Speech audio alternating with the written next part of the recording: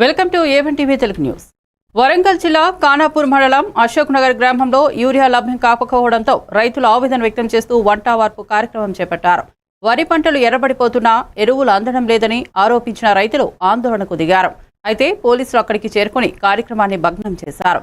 Urea అందక పంట దిగుబడులు దెబ్బతింటాయని రైతులు ఆందోళన వ్యక్తం చేస్తూ తక్షణ చర్యలు తీసుకోవాలని ప్రభుత్వాన్ని డిమాండ్ చేశారు.